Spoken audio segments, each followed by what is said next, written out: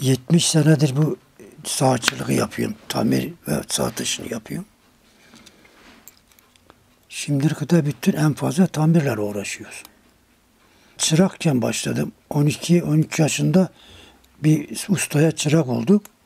15 yaşında dükkan açtım. Ondan sonra öyle devam etti gitti işte. Ondan sonra buradan askere gidiyorum diye. Ondan sonra Karşıyaka'da gittim. 2 sene futbol oynadım. Karşıyaka'da, İzmir Karşıyaka'da.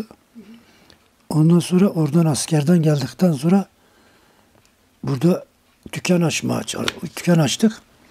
Dükkan açarken de arkadaşlar dedi ne isim yazalım.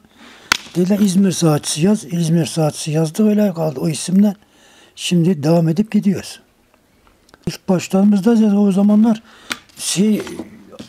bir köyde bir tane saat veya vardı ya yok. O zaman öyleydi. Ama şimdi bütün millette saat var. Her tarafta saat var. Saatten çok bir şey yoktur. Ya o zamanlar öyle. Bir tek köyde bir saat vardı. Ya bir adamda bir cep saati vardı. Kol saati o zaman yoktu işte benim zamanımda o zaman çırak oldum da ama kol saati hiç yoktu. Bazen dışarıdan gelenler kol saati getiriyordular. Biz de hayret ediyorduk. Ya nasıl bunu yapmışlar, nasıl etmişler böyle küçük. Çünkü hep yapacağımız masa saatiydi, kurmalı saatti. O zaman da öyle.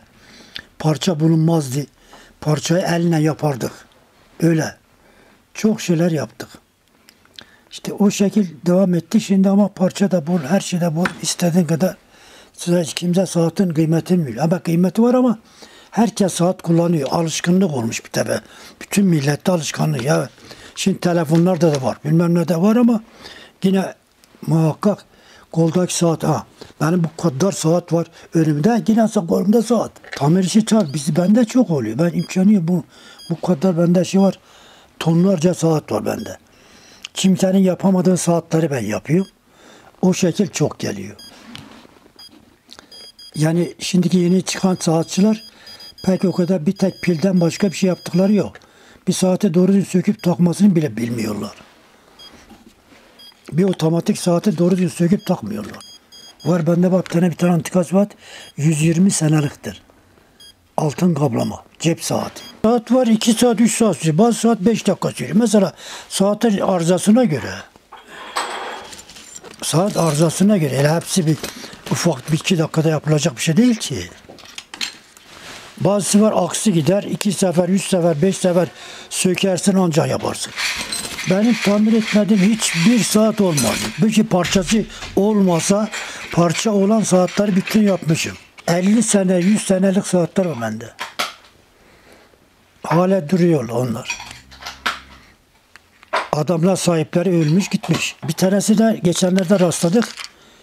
Adam geldi kartı verdi. Kartın numarasına baktım. Saati dedi benim saatim buldum verdim eline.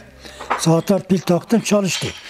Adam dedi ki ben dedi abi 20 senedir hapisteydim. 20 senedir ben bu kartı cebimde taşıyordum. Geldim şimdi saatimi verdim. Aldım nasıl olur bu iş? Dedim olan nasıl olur? Al saate git. İnsan sevdiği sevmese hayatta yapmaz. Ben işimi seviyorum.